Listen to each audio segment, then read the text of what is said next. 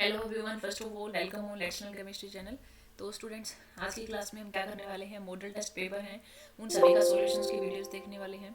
देखो, काफ़ी सारे बच्चों की कई दिनों से रिक्वेस्ट आ रही थी कि मैं मॉडल टेस्ट पेपर हैं जो 8 के 8 उनका सॉल्यूशन कर दीजिए। तो आज की जो ये क्लास है इसमें 8 के 8 पेपर के सॉल्यूशन आपको देखने को मिलेंगे, ठीक है। और इससे पहले अगर आप लास्ट ईयर की जो केमिस्ट्री का पेपर हुआ था सीबीएसई और एचबीएसई दोनों का ही हमने सॉल्यूशंस करवा रखा है, वो देख सकते हो। और अब की बार जो सीबीएसई का पेपर हुआ है तो सभी स्टूडेंट को वो भी जरूर देखना है, ठीक है। तो देखो, कई बार क्या होता है कि सेम पॉसिबिलिटी भी होती है आपके आने की, तो आपको ज़रूर देख लेना है। तो 1 मिनट रुकेगा।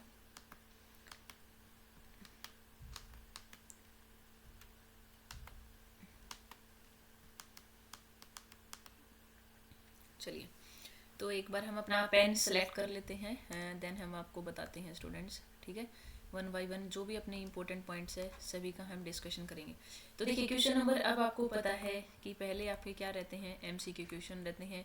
3 आपके स्टूडेंट्स एआर क्वेश्चन रहते हैं और 3 ही स्टूडेंट क्या आपके फिल इन द ब्लैंक्स वाले क्वेश्चन है, ठीक है। ये आपके 3 ब्लैंक द क्वेश्चन है। तो इसमें और देखिए क्या बताया हुआ है। तो अब एक बार हम नीचे कर लें थोड़ा सा इसको। देख, पहला क्वेश्चन क्या पूछा हुआ है, the vapour pressure of a liquid in A close vessel depend upon.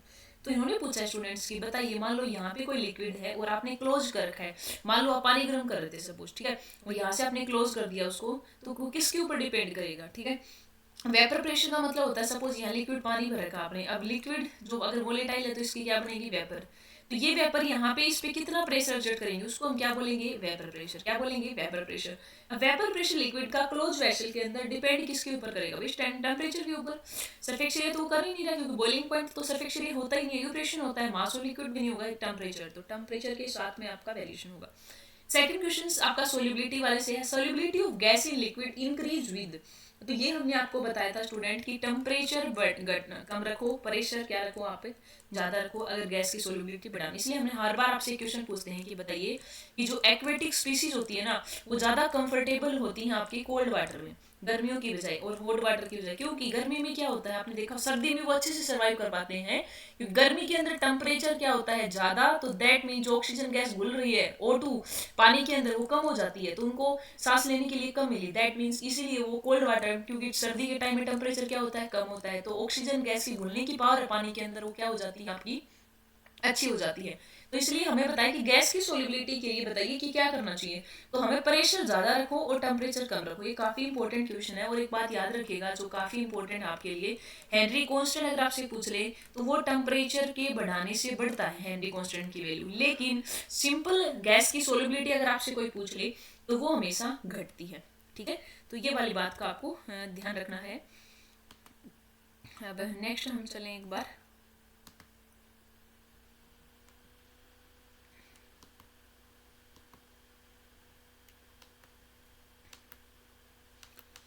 देखिए, सेकंड क्वेश्चन हो गया है, अब हम पहुंच गए हैं किस पे, थर्ड क्वेश्चन पे, ठीक है। अब आप किसके ऊपर पहुंच गए, वो थर्ड क्वेश्चन पे। एक बार हम सिलेक्ट करते हैं इस पे, फिर आपको बताते हैं। देखिए, थर्ड क्वेश्चन में पूछा है, in the first order reaction the concentration of reactant reduce to 25% O 1 over the half life period of reaction. देखिए, यहाँ पे इन्होंने एक बात तो आपको हिंट दे दी कि फर्स्ट ऑर्डर है, तो फर्स्ट ऑर्डर समझती है, आपको पता है कि टी आपका फॉर्मूला क्या होता है, 0.693/K।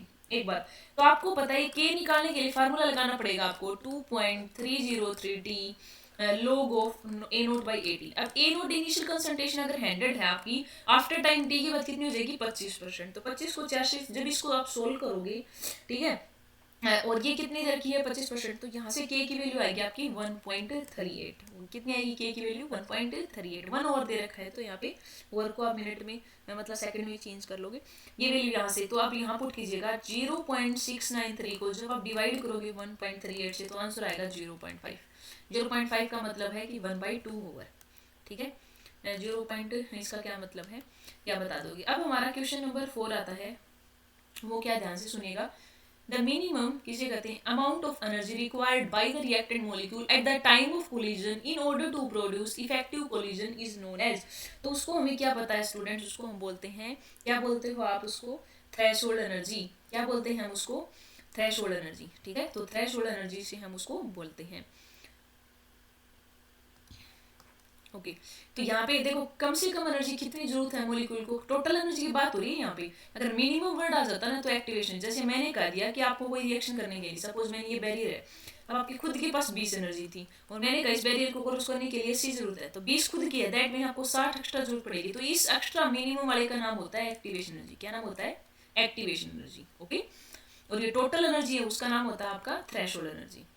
नेक्स्ट क्वेश्चन देखिए क्या पूछा, which of the following is an example of vicinal dihalide. आपसे क्वेश्चन पूछा है कि विसिनल डाई, हमने बताया था जैम और विसिनल, जैम वाले टॉपिक आते हैं ना, जैम मतलब एक ही कार्बन पे दो हाइड्रोजन हो तो उसको आप जैम वर्ड यूज करोगे, और विसिनल का मतलब होता है दो डिफरेंट के ऊपर क्या लगे हो आपके हाइड्रोजन, इसको हम बोलते हैं विसिनल डाइहैलाइड, उसको आप क्या बोलते हो? विसिनल डाइहैलाइड। ठीक है, क्वेश्चन नंबर 5 में तो यहाँ पे ऑप्शन क्या आ जाएगा? B12 डाइक्लोरोइथेन, दैट मीन्स यहाँ पे आपके लग जाएंगे ClCl ग्रुप और यहाँ पे आ जाएंगे HHH CH3Cl ये वाला।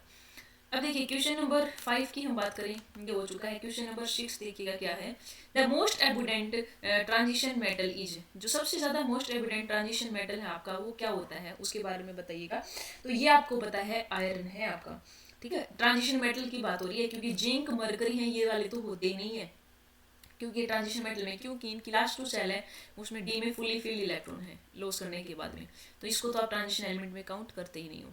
नेक्स्ट क्वेश्चन है, करेक्ट स्ट्रक्चर ऑफ FeCO5, ये अपने मेटल कार्बोनियल से है तो आपको पता है इसकी स्ट्रक्चर कैसे होती है? TBP, that means trigonal bipyramidal. तो option D is your correct answer. अब पहुंच गए हम क्वेश्चन नंबर 8 में। क्वेश्चन नंबर 8 क्या है, विच of the following reagent can be use for the preparation of ketone from acid chloride. तो आपको बताना है कीटोन से एसिड क्लोराइड में कौन सा रिएक्शन आप यूज कर सकते हो। तो डाइमिथाइल कैडमियम, ये रिएक्शन हमने आपको बताई थी क्या होती है ये रिएक्शन, जैसे देखिए CH3COCH3, जब इसके दो मॉलिक्यूल आप लेते हो तो उसकी रिएक्शन अगर आप करवा दो CH3 ट्वाइस कैडमियम के साथ में, तो यहाँ पे क्या बन जाता है CH3 C double bond O CH3 plus बन जाएगा आपका कैडमियम क्लोराइड, तो इसका क्या बन जाएगा? Dimethyl cadmium. तो आपको यही बताना था कि एसिड की प्रिपरेशन करनी है आपको कीटोन की एसिड क्लोराइड वाले से, तो आप ये रिएक्शन आप बता सकते हो। सबको यहाँ पे CH3 नहीं होता, सॉरी Cl होता है, तो option B is your correct answer. Okay, dimethyl cadmium. Question number 9 देखिए, what is the relationship between Ka and Kb pKa of an acid. तो इनके बीच में क्या रिलेशन होता है? तो आपको पता है pK और माइन लो के इनवर्स होते हैं। अगर मान लो K का मतलब है डिसोसिएशन कांस्टेंट एसिड का, K की वैल्यू बढ़ रही है तो pK की वैल्यू घटेगी क्योंकि एक दूसरे के उल्टे हैं।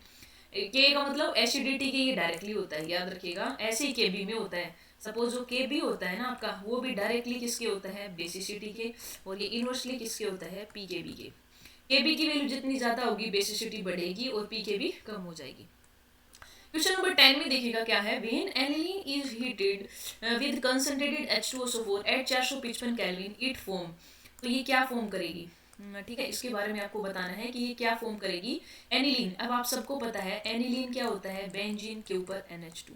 अगर इसको हीट करना है कंसंट्रेटेड H2SO4 455 केल्विन की अगर हम बात करें तो आपका ये क्या बना लेता है? Sulphonic acid. तो यहाँ पे क्या बन जाएगा? बेंजीन पे NH3 प्लस और यहाँ नीचे आ जाएगा SO3 नेगेटिव। तो दैट मीन्स इसका क्या नाम बोलोगे आप? Sulphonic acid. क्या बोलेंगे इसको? Sulphonic acid. क्या बता दोगे? अब नेक्स्ट क्वेश्चन पूछा था DGs, क्योंकि आपको पता है कि अब की बार 3 फिल इन द ब्लैंक्स आपके ऐड कर दिए, 3 AR क्वेश्चन जो आएंगे आपके 3 फिल इन द ब्लैंक्स आएंगे और आपके 2 केस स्टडी आएंगे 8 नंबर के। Pupil taking a lot of salt develop swelling in their tissue, the disease is known as, ये हमने NCERT के टू द लाइन लिखवा रखी है। इस डिजीज का नाम क्या होता है आपका? एडेमा। एडेमा बीमारी होती है जो लोग एज होते हैं थोड़े और जिनकी स्किन थोड़ी फ्लफी सी हो जाती है, स्वेलिंग आ जाती है, एक टाइप से एडेमा बीमारी बोलते हैं उसको, एक टाइप से जो ज़्यादा साल्ट की कंजप्शन करते हैं, ज़्यादा फास्ट फूड या वैसे वो चीज़ें जिसमें नमक ज़्यादा हो।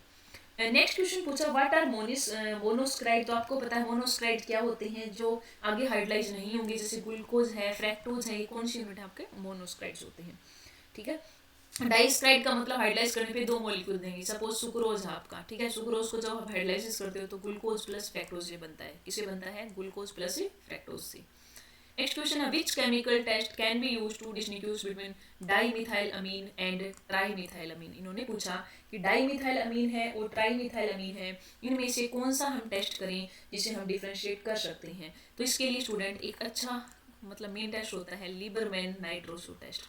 कौन सा टेस्ट होता है? Liebermann nitroso test. आप करते हो जब सेकेंडरी अमीन के साथ रिएक्शन अगर हम बताएं तो HNO2 प्लस में क्या बनता है CH3 2 N, यहाँ पे वाटर सोल्यूबल होगा, येलो कलर आता है सेकेंडरी वाले में, ठीक है। टर्शियरी अमीन ये रिएक्शन नहीं देता, तो लीवर में नाइट्रोसो टेस्ट की हेल्प से आप आसानी इस चीज को डिफरेंशिएट कर सकते हो। क्वेश्चन नंबर 15 है which aldehyde can not be prepared by Rosenmund reduction. तो रोजरमंड रिडक्शन से याद रखिएगा आप कभी भी मीथेनॉल नहीं बना सकते, ठीक है। इथेनॉल बना सकते हो लेकिन आप HCHO नहीं बनाते, क्यों नहीं बताते, क्योंकि रोजरमंड रिडक्शन में होता क्या है, एसिड क्लोराइड RCOCl, और इसकी रिएक्शन जब आप पैलेडियम और BaSO4 के साथ करवाते हो तो यहाँ बनता है RCHO बेंजोएल्डिहाइड, तो मिथेनॉल यहाँ नहीं बना सकते।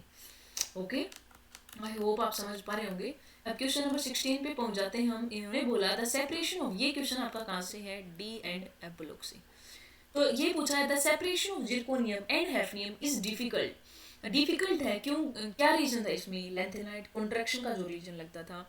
तो इन्होंने पूछा because in lie in the same group of the predictable. नहीं, ये बात तो सही है कि ये सेम ग्रुप में लाई करते थे, बट क्योंकि लेंथेनाइड कॉन्ट्रैक्शन होने की वजह से इनकी साइज सिमिलरिटी और कॉन्सिक्वेंस आपने पढ़े थे, साइज सिमिलर हो जाती है तो इसको सेपरेट करना डिफिकल्ट हो जाता है। दोनों बात तो ठीक है बट करेक्ट रिलेशन नहीं बन रहा, that mean option B is your correct answer. Mostly student गलती करते हैं इमेजरेशन में, कुछ नहीं करना, चैप्टर पढ़ा हुआ है, स्टेटमेंट को अच्छे से रीड कीजिएगा, वो रिलेशन बन रहा है तो ए आंसर आ जाएगा। नहीं, मोस्टली 50% से ज्यादा क्वेश्चन में एक ही स्टेटमेंट ठीक होती है, तो ए ट्रू है आर फॉल्स है, उसके अकॉर्डिंग आप कर लोगे। क्वेश्चन नंबर 17 पे अगर हम चलें, the trans isomer of COCl2 8 twice plus optically inactive, inactive बोला इन्होंने, इनएक्टिव है वो आपका। This is an octahedral complex, ये एक ओक्टाहेड्रल कॉम्प्लेक्स है, उसके बारे में आपको बताई है। ये देखो, अब वैसे हम इसकी ज्योमेट्री बनाए स्टूडेंट, देखो ये है आपका ज्योमेट्री, EN बाइडेंटेड लिगेंड है। अगर हम मान लें यहाँ एक EN लिगेंड लगाए, एक EN यहाँ लगा दे, ट्रांस है दैट मीन्स अपोजिट है एक दूसरे की। तो अगर आप बीच में से स्टूडेंट प्लेन डालोगे ना, आप अगर हम एक बार बीच में थोड़ा कलर चेंज करके आपको डिफरेंशिएट करने की अगर कोशिश करें, यहाँ अगर बीच से प्लेन डालोगे तो इक्वल इशू में कट जाएगा। तो ये बात तो ठीक है, ऑप्टिकली एक्टिव, क्योंकि ऑप्टिकल एक्टिव होने के लिए उसमें POS और COS दोनों ही नहीं होनी चाहिए, ठीक है। This is an octahedral complex, ये बात भी ठीक है, ऑक्टाहेड्रल कॉम्प्लेक्स है बट इसमें सिमेट्री की वजह से ऑप्टिकली इनएक्टिव है, जिसका मतलब option B is your correct answer for question number 17। Question number 18 पे अगर हम चले तो क्या है, D glucose is dextro rotatory in nature.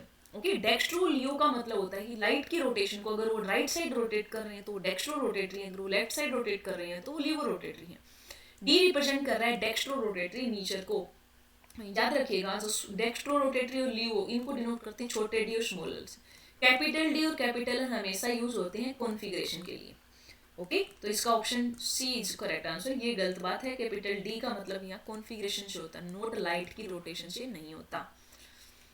आप समझ पा रहे होंगे। सेक्शन बी में हम बात करें, 2 मार्क्स के क्वेश्चन है, टू द पॉइंट लिखना है। जब भी इस टाइप के क्वेश्चन आए सबसे पहले आप उसको डिफाइन करेंगे कि मोलर कंडक्टिविटी है क्या, देन यूनिट बताएंगे, और फिर आप जो टर्म्स पूछिए 1 बाय उनको एक्सप्लेन हेडिंग बना के करेंगे, ठीक है। 2 मार्क्स, ऐसे नहीं कि पूरी आप वो लिख पा रहे हो बट उसमें मेन बातें कुछ बताई नहीं। तो पहले इन्होंने पूछा मोलर कंडक्टिविटी मतलब वो कंडक्टेंस जो मोल ऑफ आयन की वजह से आई। फिर आप इसका एक छोटा सा फार्मूला लिखते हो, मोलर कंडक्टेंस क्या होता है, कापा इंटू 1000 बाई में सी। यूनिट इन्होंने पूछी है, तो यूनिट क्या होती है, Simon centimetre square mole inverse 1। Okay, अब इन्होंने पूछा कि रिलेटेड टू स्पेसिफिक कंडक्टिविटी से कैसे रिलेटेड है, तो आप बता दोगे, और यहाँ पे कंडक्शन आयन या मोल की वजह से होती है, स्पेसिफिक कंडक्टिविटी डायरेक्टली है। क्वेश्चन नंबर 20, एक रिएक्शन दे रखी है, रेट ऑफ डिसअपीयरेंस बी का इन्होंने आपको दे दिया है, और इन्होंने पूछा कि रेट ऑफ रिएक्शन लिखिए। तो सबसे पहले किसी भी रिएक्शन का रेट लिखना हो तो आपको कैसे लिखोगे, रिएक्टेंट के लिए माइनस साइन यूज करेंगे, जैसे ए के लिए लिख रहा है तो माइनस DA/dt इक्वल टू, अब कोफिशिएंट है ना ये जो, जैसे बी के आगे 2 है तो ये नीचे आ जाएगा, -1/2 dB/dt। प्रोडक्ट का लिखेंगे तो प्लस आ जाएगा 1/3 dC/dt। अब 2 का लिखोगे तो 1/2 dd/dt plus 1/2 d/dt। Rate of, अब इन्होंने देखो बी का डिसअपीयरेंस रेट दे रखा है 2 × 10⁻², ठीक है, बी का डिसअपीयरेंस रेट दे रखा है। अब इन्होंने आपसे पूछा, ये रेट आप लिख दोगे, रेट ऑफ अपीयरेंस ऑफ सी बताइए। अब देखो dC/dt करोगे तो उस साइड इस कोफिशिएंट को ले जाओगे तो क्या आ जाएगा, 3/2 इंटू में रेट कितना दे रखा है 2 × 10⁻², इसको काटोगे तो आंसर आ जाएगा 3 इंटू, इसका आंसर क्या आ जाएगा 3 × 10⁻², इज योर करेक्ट आंसर।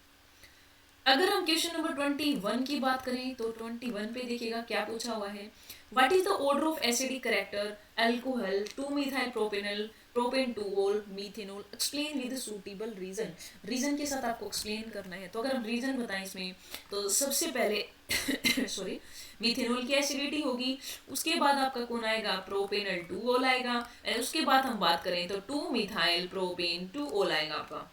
और वैसे भी जो एसिडिटी होती है वो आपकी डायरेक्टली होती है इलेक्ट्रॉन विड्रॉइंग ग्रुप के, और इनवर्सली होती है आपकी डोनेटिंग ग्रुप के। अब CH3 ग्रुप है आपका, वो डोनेटिंग है, दैट मीन वो बेसिसिटी एसिडिटी कम करेगा, ठीक है, क्योंकि सभी में अल्काइल ग्रुप बढ़ रहे हैं, दैट मीन डोनेटिंग ग्रुप बढ़ रहे हैं, तो मिथाइल और सबसे ज्यादा होगा। अब इसमें क्या था कि ज्यादा और लग गई, तो इस कंसेप्ट से आप हर क्वेश्चन सोल्व कर सकते हो। और याद रखिएगा एसिडिटी और बेसिसिटी एक दूसरे के उल्टे होते हैं, तो बेसिसिटी डायरेक्टली होती है डोनेटिंग के और इनवर्सली होती है विड्रॉइंग के, दैट मीन्स जितने ज्यादा विड्रॉइंग ग्रुप होंगे उतनी बेसिसिटी कम हो जाएगी, और डोनेटिंग की डायरेक्टली है। You can easily do this. And next question हम पूछते हैं, question number 22, what is saying right the equation for the preparation of 1 iodobutane from butane 1 ओल। तो देखिए पहले हम ब्यूटेन 1 ओल ले लेते हैं, CH3, 1 minute I will change colour so that you will clearly आपको दिख जाए। CH3 CH2 CH2OH, ये है आपका ब्यूटेनॉल। एंड यहाँ से आपको कहा है इन्होंने कि ब्यूटेनॉल में अब देखो KI डाल दो, आप फॉस्फोरिक एसिड डाल दो H3PO, तो यहाँ से सीधा क्या हो जाएगा, KOH बाहर हो जाएगा, क्या बन जाएगा, CH3 CH2 CH2 CH2I, और साथ में बाहर हो जाएगा H2O, और साथ में हो जाएगा आपका KH2P4। तो यहाँ से आपने क्या बना लिया, ब्यूटेन आइडोब्यूटेन की फॉर्मेशन। अब नेक्स्ट देखिए 1 क्लोरोब्यूटेन, इसमें 1 क्लोरोब्यूटेन की फॉर्मेशन हमारी कीजिएगा। तो ये भी आप आसानी से कर सकते हो, इसमें HCl डाल दीजिए, सीधा कर लोगे तो यहाँ पानी बाहर निकल जाएगा। ब्यूट 1 इन, देखिए write the equation for the preparation of 1 iodobutane from but 1 ene. तो ब्यूट 1 इन से करनी है, तो आप कैसे करोगे, ब्यूट 1 इन से आइडो बनाना है, तो इसमें 2 रिएक्शन लगानी पड़ेंगे स्टूडेंट। कैसे करोगे, लेट्स सी। तो देखिए पहले आप क्या लगोगे, CH3 CH CH2 CH double bond CH2, फिर आप इसकी रिएक्शन करोगे HBr पर ऑक्साइड, फिर आप इसकी रिएक्शन करोगे HBr पर ऑक्साइड के साथ, तो यहाँ पे क्या बनेगा, CH3 CH2। अब देखिए परोक्साइड समझते समझ जाना कौन सा रूल है आपका, एंटी मार्कोनी। एंटी मार्कोनी क्या कहता है कि नेगेटिव पार्ट को उस कार्बन पे भेजिए जहाँ पे हाइड्रोजन क्या है ज्यादा, तो यहाँ पे Br आ जाएगा और यहाँ पे H आ जाएगा, तो पहले प्रोडक्ट बन जाएगा आपका CH3